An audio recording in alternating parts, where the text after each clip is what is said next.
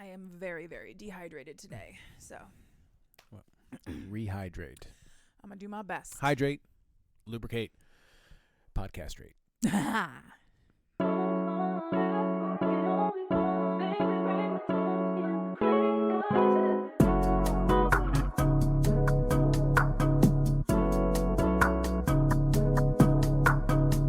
Hello, and welcome to another episode of Cheap Smut. I am Katie Mizell. And my name is Carl Mizell. And this is a podcast.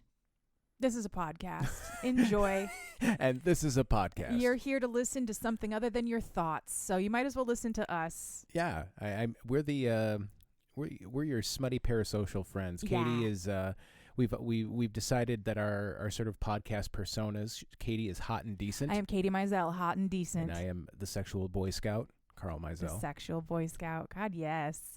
The first time you ever called me hot and decent, which is a thing that he said to me as just like a compliment out of nowhere, my heart melted like a little ball of ice in my chest. Hot and decent. It's all I ever want to be. I don't want to be great. I don't want to be perfect. I don't want to be good even. I just want to be decent. I just want to be a decent person and hot. And pleasant to look at while being decent. Yep, exactly. And you are the sexual Boy Scout. Always prepared. Always prepared. Just in case sex happens. Just in case. You never know. So many badges. Basket weaving? What's that have to do? We don't know. He got the badge though. Got the badge for my sash that I wear with nothing else. You're like a sexual Eagle Scout now? Is yeah. that where they top out? I think so. Yeah. Sexual Eagle Scout. Sexual Eagle Scout. Good for you. Yeah. Yeah. We'll come up with a whole bit. Yeah. About what that entails. I'm sure we will. How are you? Oh, I am pretty darned good, thank you. I am pretty darned good. Our children went to bed so early today. I know. We just scooped our son up off the floor. Yep. Before 8 o'clock. He just passed out on the ground. Yep. He got mad because I told him he couldn't watch YouTube on his tablet because of his consequences. Mm-hmm. And then next thing I know, he was quiet. Passed out on the ground. So that's probably why he was so mad, because he was so tired and grumpy. So yeah, I'm doing great. Yeah. We are recording this podcast. The sun's still out. The sun is still up. We're going to be done before we usually start. Yep. In all likelihood. So I am pumped. Let's fucking go. Let's go. If you listened to last week's episode, the book that Katie teased, we have punted on. Mm-hmm. And I have literally, I don't know anything. So we are about to learn this together, listener. Yeah. What we're listening to and talking about this week. Yes. I told you that I just need you to have an open mind and be your best himbo self for this week. And I'm excited. I am so excited to tell you the story because it's batshit. Your emotional support himbo. Yes.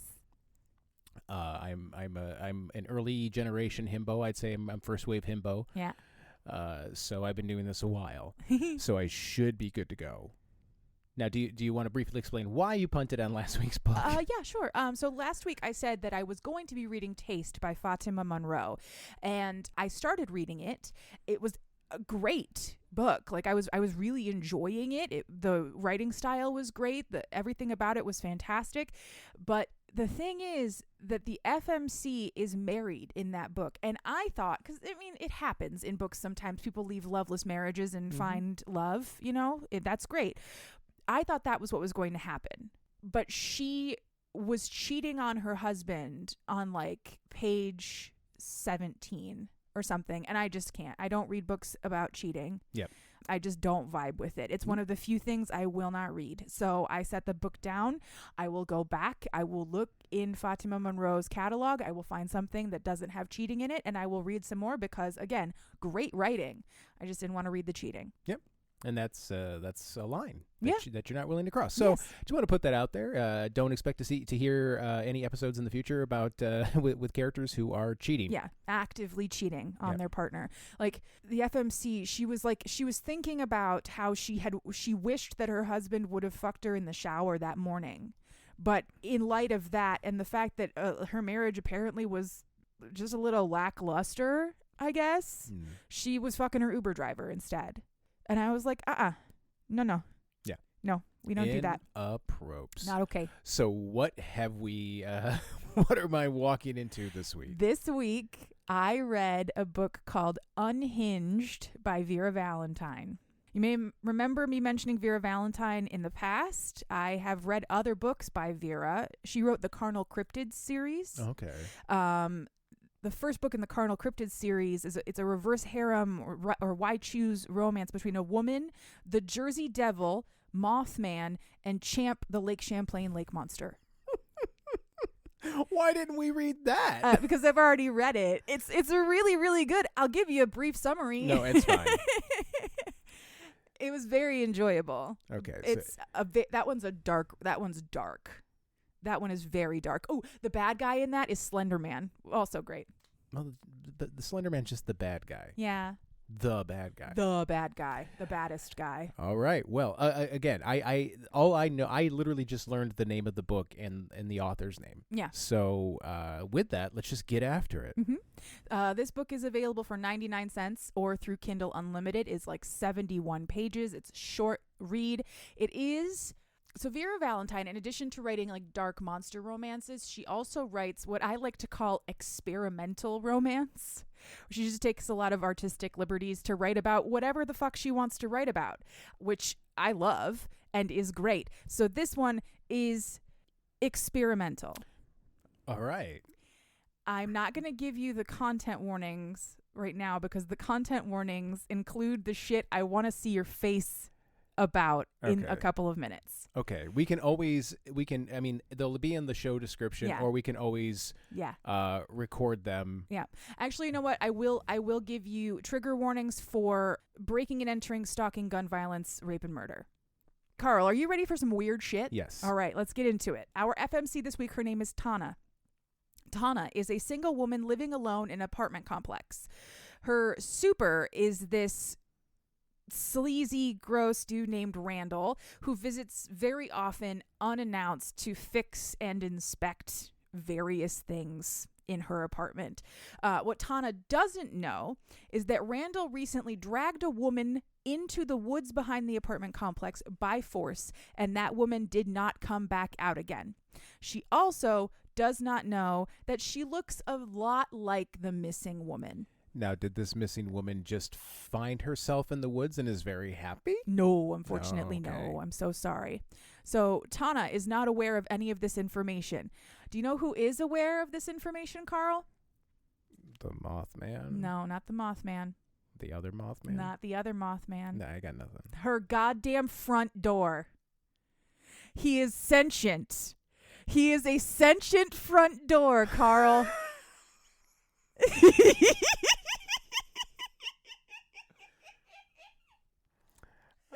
I don't know what I was expecting.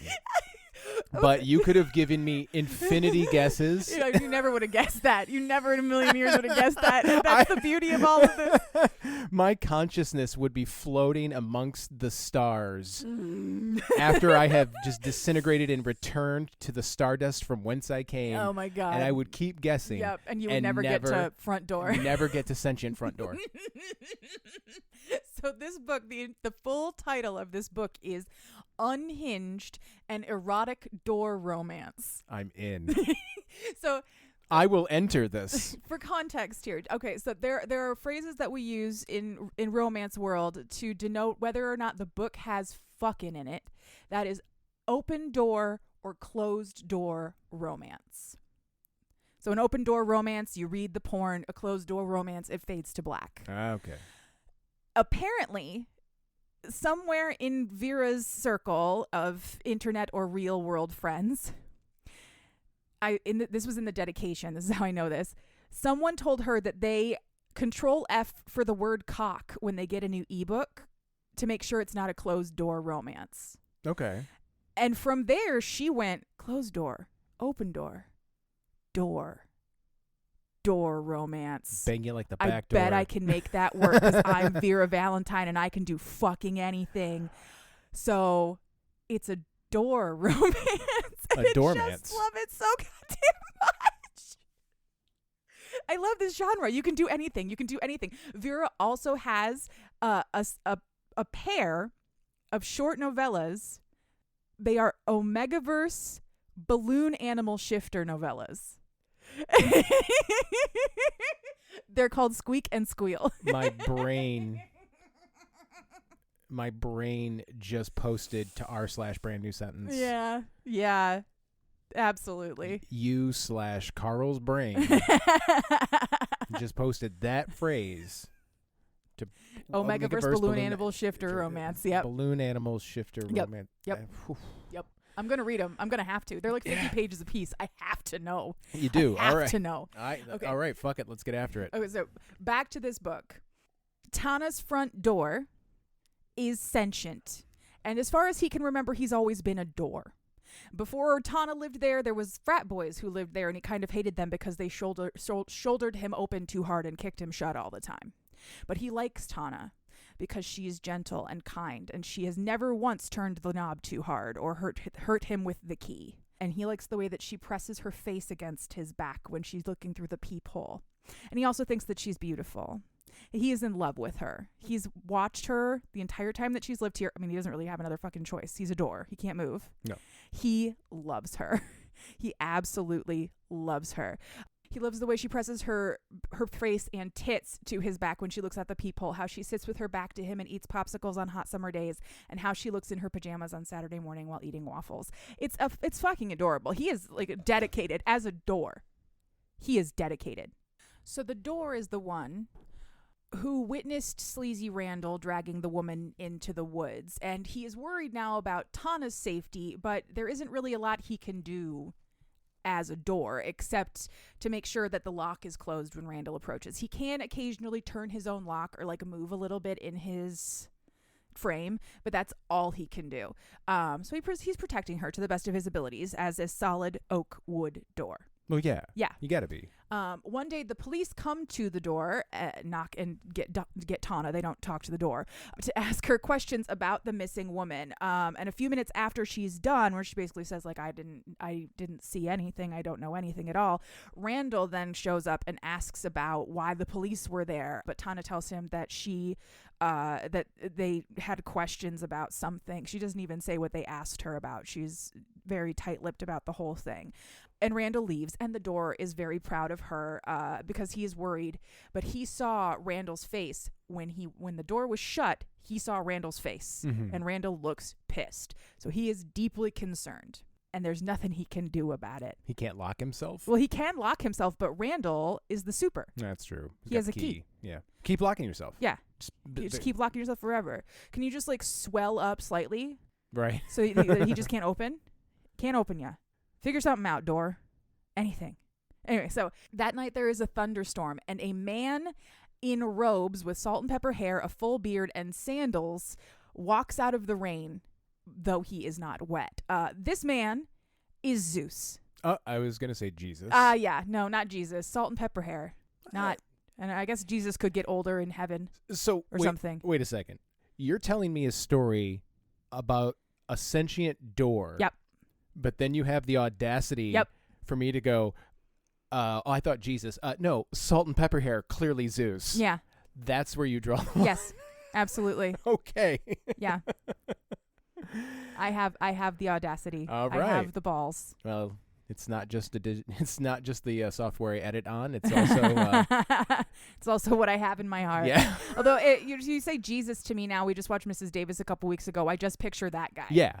The guy who played Jesus. A more historically accurate, he was brown Jesus. He was accurate brown Jesus. Yeah. But anyway, so this guy, the guy who approaches Zeus. is Zeus. And he tells the door that he is the door's father. Fucking what? The door. Did he fuck a tree? He did. Oh, God! he's Zeus. I know. That's why I asked if he fucked a tree, but you still don't expect yes. Yeah, I know, right?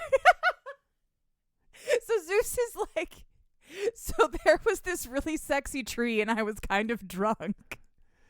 And I fucked the tree in a knothole, and you are like half dryad and half tree.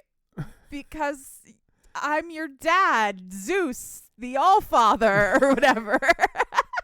You abandoned me at a Home Depot, Dad. Seriously. So basically Zeus is like, you fuck one woman as a weather event or a swan or whatever, and your wife gets mad, so now I have to make a bunch of amends and stuff. So I'm here to tell you that Hera told me that I had to give you the opportunity to fulfill your dream of being with the woman you love. And you can do that because I am giving you the temporary ability to invade her dreams, to go and talk to her. And when you talk to her, you have to convince her to do what I did with the tree. Your face. It's so great. No, it's Sorry. I am marveling at the thought process behind this book. It is amazing. It's beautiful, right? It's amazing. Everyone's so creative. It's just so great. I love it. So great. I'm a comic book nerd. Yeah. So I love a wild fucking premise. The wilder, the better, within reason. Yeah.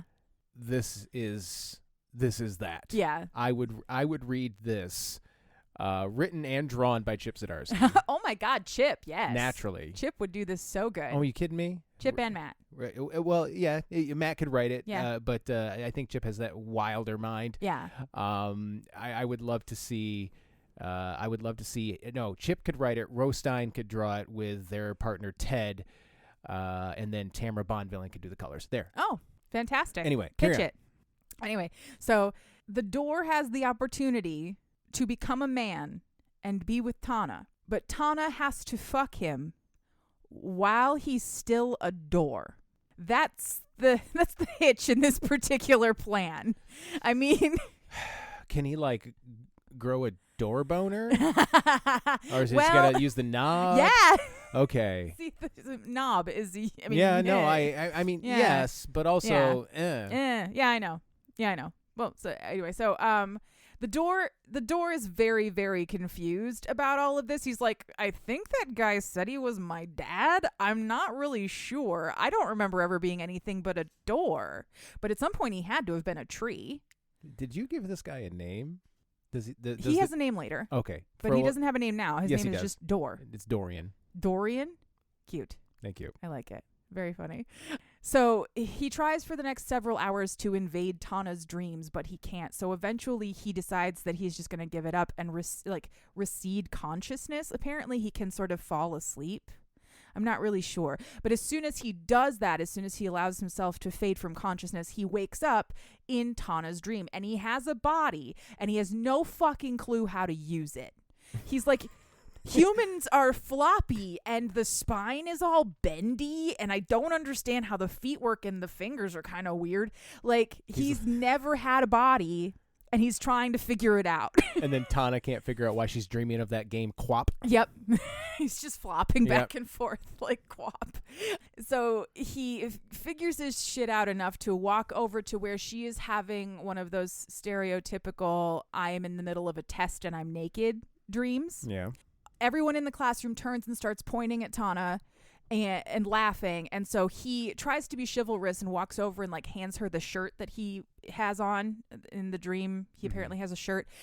He tries to kneel down to button the buttons for her. And he doesn't know how his knees work. So he just falls flat on his face. I need to be down here now. Thump. Whack. So then all the kids in the dream turn and start pointing at him instead. So she helps him back up and they sort of walk away. He tells her that he is her door and that she does not believe him for a hot second. She's in a dream and a man just said he was a door. Yeah. So she's like, yeah, sure, buddy, you're a door. He tells her that she can free him from his life as a door by doing to him what she usually does with her shivering blue stick. And she's like, hey, buddy, listen here. What do you know about my shivering blue stick? And he's like, I watch you with it all the time. You don't close your bedroom door. I am your door. I watch you all the time. I have seen you constantly. No, wait, look, I can prove it. Oh my God, you sound just like my door. That's what I've been trying to tell you. Yes, this whole time. So after like a couple of moments of Tana freaking out because her door watches her masturbate regularly, Mine does too, but it has the decency to not tell me about it. Right? Thanks, guys. I've never really thought to thank my door for giving me the privacy. I'll high five it next time. Our doors are hollow, though. Oh, sad. Anyway, so after they resolve all of that stuff, he tells her that they don't have a lot of time, and he needs to tell her that Randall is a murderer and that she is in danger. He tells her that Randall has come into her home without her knowledge recently to snoop and steal a pair of her used underwear. Ugh. She is terrified at that point, and she starts to wake up. So that's the end of the dream. That's all the door can say to her, and he hopes that he got through to her. He begs her as she's like fading away to consider what she said, and if she can remember to make him human, he will protect her as a door cannot. The next day, Tana just thinks she had a weird dream, and she spends the next couple of days like sort of avoiding the door. She's like, I don't think it was real, but I also don't know if you're alive, so I'm just gonna be over here. So luckily I live on the first floor. Yeah, I can just go out the window. Tana, are you avoiding me? Please touch me. Please open my knob. Please.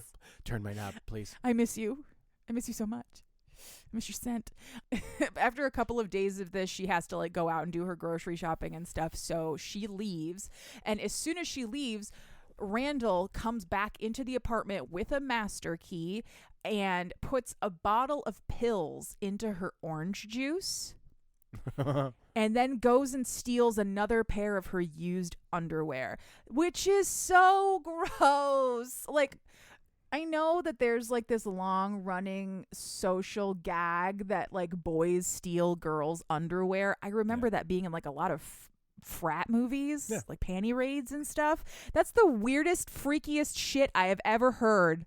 What the fuck? If you want women's underwear, go to the store and buy them like a normal person and then put them on. Don't steal someone else's. Also, I think there's a very important distinction between clean and used. Although I guess you can buy used underwear in like Japanese vending machines. Is that actually? Yeah, I think that's real. I think that's a real thing. God, actually, no. I kind of hope so. I kind of hope so. Everybody makes money. Yeah. Yeah, I suppose if gamers can sell their bathwater. Hey, man, if capitalism's going to grind you down, you might as well sell your underwear on the way. Why you're getting ground Sex to work paste. is work. Take my underwear. I need $50. Katie Mizell, hot and decent. So I'm not judging anybody who sells their underwear. I might be slightly judging the people who buy it, though. Sorry. Anyway, so back to our story. Tana returns from the grocery store and she finds her panties on the kitchen floor because apparently they fell out of Randall's pocket. He didn't get them out of the building. And she's officially very freaked out. She blocks the door with a chair, and then she has a glass of wine. And she reasons to herself that this isn't that weird because women fuck cucumbers and stuff all the time and like hump pillows and bedposts and stuff. This isn't that weird, is it? I'm picturing the movie. It's the camera straight on, very Wes Anderson-y on her, and she's drinking and just staring intently, and then it gets to the reverse and it's just the door. The door. Mm-hmm. Back to Tana. Back to the door. Each time it's the camera's a little closer, tighter frame, tighter shot. That's so funny. Just on his peephole. Yep. On his peephole. I said peephole, yeah. Katie, not pee-pole. No, I know what you said. Okay, just checking. On his peepo. That's my peepo. It's my peepo. So she finishes her glass of wine. She gets some disinfectant and she disinfects the doorknob first. Well, you got to be safe. Yeah, doorknobs are fucking gross. So yeah. She puts a condom on the doorknob as well. Extra safe. Yeah. Good stuff. And then she lubes it up. He finds all of this very pleasurable, but like as a door. Like he's not having sexual feelings right now. No. He's just like, this is really nice to be like touched and stuff by the woman I love. She goes and gets some more supplies from her room. She gets her vibrator. I already mentioned the lube. Then she pulls the ottoman over to the front door, climbs up, and backs herself up on that thing. Well, actually, no. First, she asks the door's consent. How fucking hard How was hard that? is that, right? Like, she's like, I may or may not be having a psychotic break right now, but I am about to put this doorknob in my pussy, and I need to make sure that if the door is alive, it's cool with this. So, hey, like, shake in your frame a little bit if you're not okay with this. So he makes sure to remain stock fucking still. Yeah. He's like, I'm not shaking at all. We're doing this. We're doing this. Think still thoughts. Not that it's that hard. He's a door. Yeah. He is very still. So she backs herself up on the door and she fucks the doorknob. She uses her vibrator. She gets herself there. She gets herself there and she comes on the door. And that was the magic. That was the wildest thing I'd ever read in a book up to this point in my life. A woman fucked a doorknob. A doorknob. Anyway, so and then she at the end of it, she's like, you know what? I kind of liked that. I liked being the one who's in charge, and that's when I started to smell femdom in this book, and I got very excited because who doesn't love a good femdom romance? Tana finishes. She goes to take a shower. She's like, well, I guess I am just having a psychotic break. Oh, well, at least I had an orgasm today. And she walks to the bathroom. And as soon as she gets out of sight, first the door is like kind of offended. He's like, why is she treating what we just did like a joke? Oh, because she's a human who just fucked a door. Yeah. Sir. You're a door. You're a door. She thinks she's crazy. You're a door. So she's treating it like a joke so she doesn't jump out of a window. Yeah. Okay? Yeah. She just did a thing. She can tell no one. Yeah. Because that is immediately how you get, taken aside to the, for a 72-hour. To the special, the Grippy Sock Hotel. Yeah. The 72-hour mandatory hold. Yeah. Because I fucked my door. Because I fucked my door because in a dream it told me that it was alive. And I needed to fuck it to turn it into a human being. Yeah. And I know what you're thinking. It's still a door. Let me finish. He knew about my vibrator. Mm-hmm. He was aware. In your dream? Couldn't that have just been you? He also told me that my landlord is a murderer and wants to kill me and stole my panties. Yeah. Yeah. Get in the back of that truck? Yep. Okay, you got that. No problem. Roger that, bud.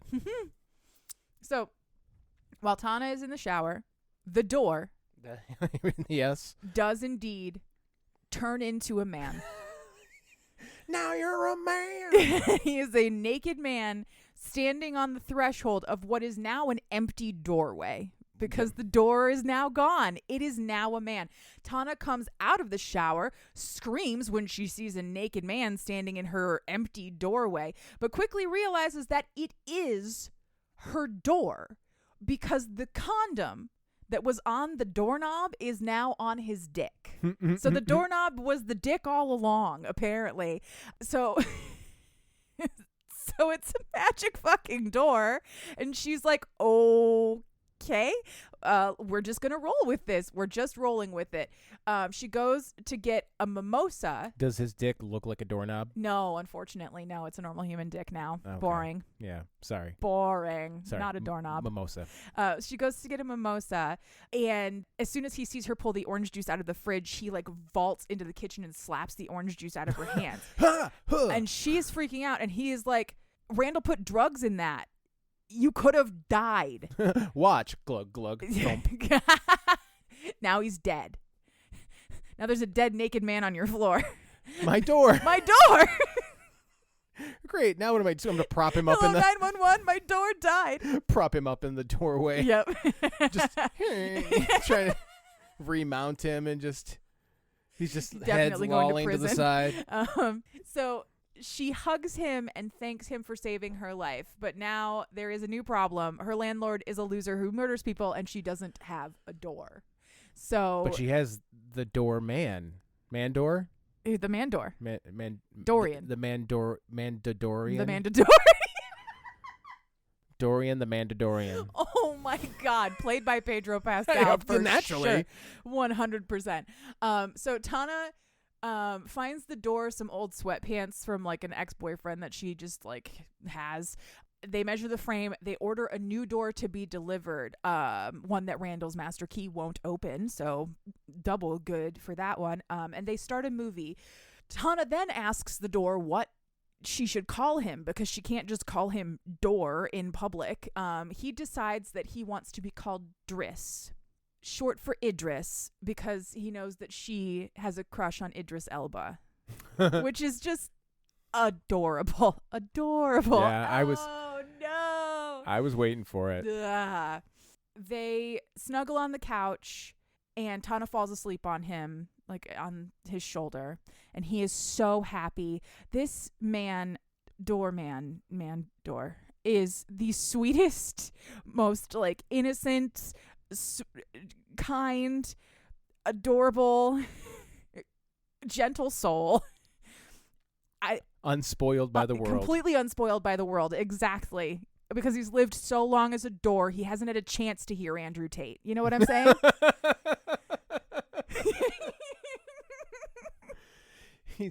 He has no concept of Ben Shapiro. Mm-hmm. He's never even heard of the Electoral College. He doesn't know anything. He's great. He doesn't know what being an alpha is supposed to mean. Yep. He's never heard of crypto. Or what are those stupid monkey pictures? That the NFTs. Yeah, that people swore were going to make them millionaires, but it turns out they're just fucking monkey pictures. Yeah, he's never heard of any of that. I own this. Me too. I screen grabbed it. I own it too. Right click, download. Yeah. Now it's mine. But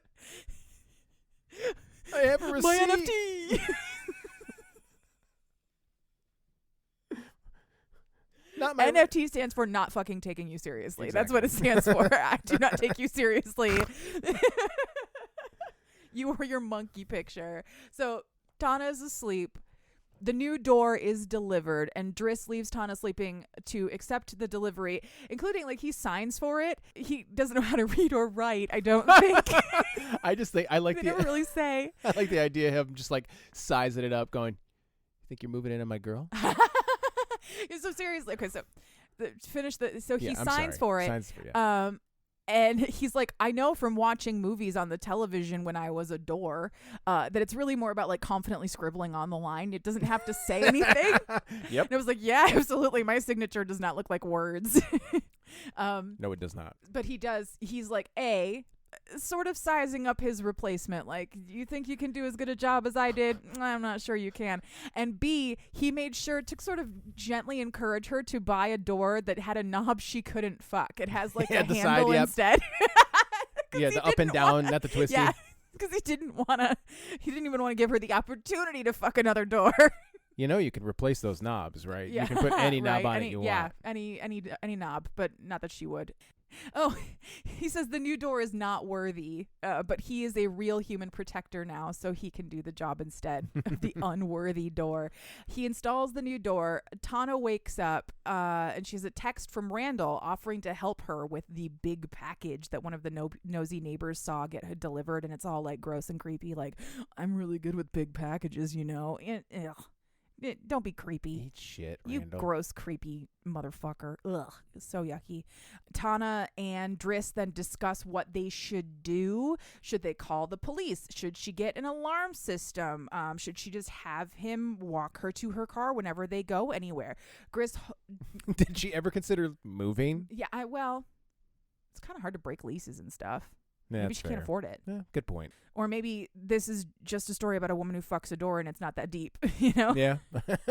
Like, he spends at least a week in her home and she doesn't have a job as far as I can tell. Like, there's nothing outside of just this little story. So all right, it's not that deep. Driss holds her and tells her that living in fear is no way to live, and that while he is not given to violence, he would kill Randall if she wanted him to. His gentle but protective nature and the fact that he is a smoking fox, though I don't know what he looks like because he's never described, make Tana's eyes ignite with intimacy and affection, which Driss just loves. Besides, Just loves. they'll never suspect me. I'm a door. I'm a door. Look at me. You're a human now.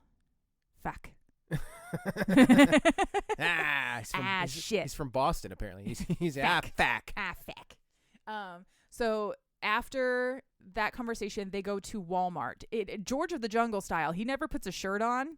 They just go to Walmart, shirtless, in Walmart. And while that's probably totally normal to see in Walmart, he's like a really hot book boyfriend guy. So every woman they come across like crashes her cart into something, staring at him and drooling. Yeah. Okay. That's good. Sounds nice. Walking through the Walmart like John Hamm in season 2 of Good Omens. Go watch it. It's great. Yeah. Oh my God, it was so good. Oh, I loved that show. We have to watch it again. Tana finds him a T-shirt and throws it over his head, like so women will stop staring at him. And so he kisses her in the middle of Walmart so that everybody knows that he belongs to her. He's her door. God damn it. He apologizes for not asking her before he kisses her, but she basically says, like, dude, your knob was in my pussy earlier. I think you can, like, steal a kiss. Yeah. Cue another shocked woman in the aisle being like, thankfully, knob is also a euphemism for penis, so nobody knows that he is, in fact, a door. And she had sex with her front door, Cheryl. Oh, no, it's fine. He's a door. What's that? It makes it worse? Oh. I guess I gonna have to reevaluate. Yeah, I never thought of that from the perspective of anybody other than me. Huh. So this whole Walmart interaction is adorable, but the implication at the end of it is that Tana is still totally down to fuck this door. Well, yeah. A man door. Yeah, man door, the doorman. This moment ends when Driss suggests that they get ice cream because Tana's bad days are coming up soon. The dude is a door. He has no idea what a period is, but he pays even the barest amount of attention to this woman and knows that once a month for a couple of days, she's like extra crabby and needs ice cream. See, it's not that hard. It's not that hard to figure out what women need. No. It's not that hard. Be even a little bit observant. Yeah. Be a door. Does he manage? Is there another sex scene later in the book? Yeah. Does he find the clit easily? No, there's no actually okay. nothing We about don't know. the clit. I was gonna say No. Because otherwise, yeah, because we could add him to the list of dudes who have never seen a clip but know how to find one, including sentient doors, yep. aliens, alien spiders, blue alien men, yep, Duskwalkers, yeah. All of them. They all know how to find the clitoris. They know how to find the clitoris. Jeremy. I was going to say Chad. God damn it. Just a trail of sexually dissatisfied women in your wake. Yep. Just all of them just shaking their heads going, fucking hell. Ugh. Chad. Back at the apartment after their shopping, Tana is sort of like fretting that Russell was in her space at all. She's like, it's icky and I don't want to be here, but you can't like power wash the inside of an apartment. Randall. Driss. Randall. What? You said Russell. Russell. Sorry. Like, no, it's Randall. Randall. Randall. How many times can you say Randall? Randall. Semantic satiation. Randall. Okay. Moving on. So, that's why, because I put Russell in my notes. Oops. Tana's freaking out that Randall was in her space, and because Driss did not see what Randall was doing in the bedroom, she strips the sheets and the pillowcases and puts them all like on an extra hot cycle with bleach, like ugh, just icky. And he goes and grabs cleaning spray and paper towels to clean all of the hard surfaces for her. When he walks by to do that, she says that he was always a good door, and that makes him a little weak-kneed. Being called a good door does something for Driss. He goes in and cleans the bedroom, and she follows him, and she's basically like, I saw your face when I called you a good door. I really like good boys who work really hard for my affection. And he can barely function. He's like, how do humans handle all of these limbs when they're constantly collapsing? Yeah. Because like I said, he's all weak-kneed and sweaty palmed, and he's shaking. He doesn't know how to react. She comes up behind him and she like puts her hands on his hips, and she's holding him to her, telling him all about how she really loves good boys and big strong men who do as they're told. And he almost falls over. He is a sub. This man is subby 1000%. Good for him. Blurring the line between sub and simp. Yep. Same. She asks him if he knows any good boys, and he's like, me. It's me. I'll do anything for you. I swear to God I will. Anything at all. And she's like, calm down. We're playing. I'm not actually. But she does think that his eagerness is endearing and cute. He is a virgin with literally no knowledge of sex at all. So, well, some knowledge. Enough for, like, when I was a door, I had sex with a woman once. Yeah. But I've never done it with the penis. Yeah, maybe you know her. Parts. It's you. It's very cute to read. I'm sure it is. Oh It's cute to hear. I'm just like, oh my God. You better be nice to him. You better be nice to him, Tana. I mean, I love seeing myself represented in media, and aside from the fact that I'm, and not now nor have I ever been a door, I sympathize with Driss. Yeah, I mean, you are 45 and you do have much knowledge of sex. I know because we have kids. That's true. But you are otherwise like very sweet and kind and compliant is not the right word, but you know what I mean. You know what I mean. Amenable. Go with the flow. Yeah. You're a good dude. You're a good door. I'm a good door. You're a good door. So she gives him a hand job in this scene, but in a very dominant sort of way. Like she grabs his hair and she sort of like forces his head down onto the dresser, and he's like bent in half, and she's jacking him off, and he loves it. But when he has the orgasm, he is not prepared, and so he collapses. Yeah. He's like not ready at all. He lands on his knees. She cleans him up, goes and gets him like a wet washcloth to clean up with, and then she pulls his head into her lap to do a check-in and make sure that he's okay and do the aftercare. He loved this. He's like, we could do that again. We could do that some more. She's like, yeah, okay, not right now. Calm down, buddy. Like, give it a few minutes at least. But she's good for the moment because earlier today she did fuck a doorknob. You know, maybe her vagina needs a rest. Probably. She did, however, create a horny monster to go with all of that. Yeah. Obviously, he is now aware of how good sex is. Welcome to the club, buddy. Carl's president of the Horny Monsters Association. So it's true. They are interrupted by Randall's very distinct knock on the door. Tana goes to answer it, and Randall comes into the apartment, closes the new door behind him, and pins her to the door. He's either drunk or high. Either way, he is not behaving normally, and he is very aggressive and angry that the cops are onto him. They are searching his place, and he is blaming Tana for it, thinking that Tana is the one that told the cops about it.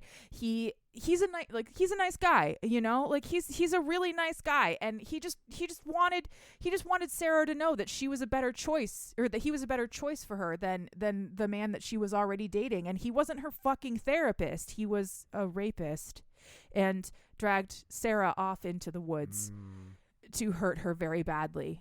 Yeah. And it's all her fault somehow. Ugh.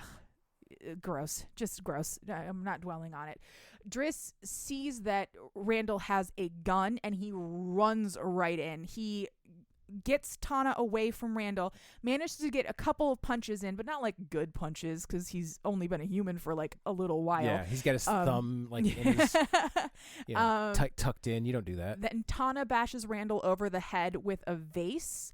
But he doesn't black out. He manages to get the gun back off of the floor. He fires a shot, and he hits Driss. And Driss collapses onto Randall, knocking him unconscious on the ground, nearly killing him before turning back into a door. Yeah, he is once again a door. We're complicating things by like 1,000%. 1,000,000%. You are now a door. As a door, now with a big old bullet hole in him as well. Driss is sort of like vaguely aware of the cops coming, him being taken into evidence, pictures being taken of him being presented in court, I think, and a couple of other things. He's cataloged and he's put into storage. Randall is arrested for the assault of Tana and the murder of Sarah, and eventually he is convicted and put away for life, though he did nearly die. Probably would have been better. We couldn't be so lucky. You know, why waste taxpayer money? Anyway. And then he is back with Tana. She has repaired the hole with wood putty, and she's talking to him. She isn't sure if any of what happened on that day where she where all of that happened was real or not, but she can't convince herself that it's not real. So she had to get him back. Even with a new front door, she has nothing for Driss to do now, but she couldn't leave him in storage. So she got him back. And that's when he notices that she is wearing lingerie and rolling a condom onto his knob again. She lubes him up and she sits on him. And with a slight shiver, she's like, Driss, is that you? And he turns back into a man once again. And they have very good sex. The good boys are like a-flowing. She rides him until they both then she flips. She tells once she's had her orgasm, she tells him to use her, like, just get what you need out of me, buddy. And the good boys all the way around, and he has just an absolute blast, and he is, like, again, not prepared for the orgasm. He forgot, I guess, in being a door, what it was like when he takes the condom off. He's also, like, kind of fascinated by semen, because that's not a thing that trees have. So afterwards, while they're cuddling, Tana tells him that Hera came to her in a dream and told her that her stupid fucking husband fucked this entire thing up. So she's giving Tana a chance to get it right instead, because Zeus fucks up everything, right? Of course he does. He always does. So after months of paperwork and red tape to get Driss back from evidence, she brought him back home, disinfected him, filled his bullet hole with wood putty, and fucked him with her magic vagina to turn him back into a man. She also tells him that every full moon he will turn back into a door, and she will have to do this again. So he's not just a door, Carl, he's a were-door. Wow. Yeah. It's amazing, though. It's absolutely amazing. It's like putting a hat on a hat. It's so good. But I like it. Oh my God. It's a great love story. It's a great love story. It just happens to be about a man who turns into a door, whose dad is Zeus. That's what I'm saying. Like, you can. Oh, so good. This is the greatest. Okay, I know last week I made a joke about never wanting to cover another book. Yeah. Besides that book on the show. Yeah. Throw that out the fucking like throw it out the sentient door. Yeah. This is my jam. This is the weirdest, wildest thing so far. So far. Because I know we're gonna do this show for a while. It always gets weirder. It can always get weirder. I can't wait. Oh, I know. Neither can I, quite honestly. If anybody wants to send me recommendations for other wild shit like this, I will read the absolute fuck out of it. Oh my God. So they finished that conversation where she says, like, over time you will learn to control your transformation a little bit more, but you're always going to be a were-door. Man door, the doorman, were-door. Dorian, man door, the doorman, man door, were-door. Door, were-door. Were-door, doorman. Man door, were-doorman, were-door. She then says that an old man in a bathrobe came to the door yesterday and said that he was family and he brought a package for Driss. And so they open it, and inside they find a wallet with a fake ID in it for him with the name, like, it was some kind of a wood-based pun. I can't remember anymore. Proof of U.S. residency as a Greek immigrant, a fairly large amount of cash, an old gold coin, and the business card for an antique shop with a note on the back to go there and tell them that Dad sent you and to take care of Tana. So they get dressed and they go to dinner to celebrate the fact that Driss is a full-fledged man now, and they all lived hornily ever after. I now pronounce you woman and door. It's goddamn incredible. It's fuck. It's so good. God, I love this book so much. I can tell. You're shaking giddily. I love the depths of human creativity, you know? Yeah. Oh man. Anyway, thank you so much. That was Unhinged by Vera Valentine. Yes, it was. Yes, it was. It was completely unhinged, but it was so good. I feel Rejuvenated? like a lunatic. I feel like a lunatic who's just been besieged by a fever dream. Like, did I just You did. listen to my wife talk for nearly an hour as I sit in a puddle of punch that I spilled on my chair? Yeah, you did. Did I just hear her say that this woman fucked a door? And Yeah. it began, yeah. Oh, okay, No, she goddamn fucks it. the door twice. She actually fucks the door more than she fucks the cock. Yeah. That makes sense. Yeah. Yeah. Yeah. Holy Wild. fuck. Holy Jeez. ow. How many more like weird Midwestern things can we say in our accents? Oofta. Oofta. Oh, and let me just sneak. Oh. Let me just sneak past you Oh, here. yeah, we got to do an ope. You got to drop Oh. an ope in there. We're from Michigan, but the Yeah. accent is still there. It's not Oh, it's yeah. not as strong as Minnesota, but it comes out sometimes. Yeah, it does. Yeah. It does. It's like a weird mix of Minnesota and Canada. Yeah. Mm-hmm. Yeah, I've kind of trained myself out of the Canadian thing because I got tired of people Making fun of you. making fun of me, so Yeah. I don't do it nearly as much as I used to. Yeah. But I did sound extremely Canadian Yeah. because I grew up like an hour away. Yeah, well, so did I. Yeah. I had dialect and elocution training in college, so did you. Yep, that 'Cause helped. We were theater kids, Yep. so we learned how to speak with the standard American accent, which sort of still have, kind of, but I've sunk back into my Midwestern roots. Did you know that in the 60s, everyone was trained to speak like John F. Kennedy because the world thought that that's what Americans sounded like? That makes sense. Mr. Gorbachev, tear down this wall. Ich bin ein Berliner. Means I am a jelly donut. Not ich bin Berliner. Yep. Ich bin ein Berliner. You can find us on social media. We are on Instagram and TikTok at Cheap Smut. If you feel like sending us an email, you can do that. cheapsmutpod@gmail.com. The song you hear in this and every episode is called Nostalgia by Mackay Beach. You can find it along with thousands of other songs free of charge for you to use at the Free Music Archive, freemusicarchive.org. Have you settled on a book for next week? I was actually thinking next week would be your week. Oh, don't Regale tell with him. Don't tell him. A story. A story, yeah. It's going to be your turn to read me a book. I'm gonna read you a book next week. Yep. After I spend a week in Ohio, I get to come back and read you a book. Yep. All right. Exactly. And I am going to be busy focusing on the big book that I'm reading for the end of the month. So give me an extra week to just focus on that book and not read anything else because it's a pretty hefty one. All right. So guess what? Next week we're gonna have a cheap smut first. The roles are gonna be reversed, and Yeah. I'm gonna be telling you a story. Can't wait. Oh, I'm excited. You tell me a story, I will. please.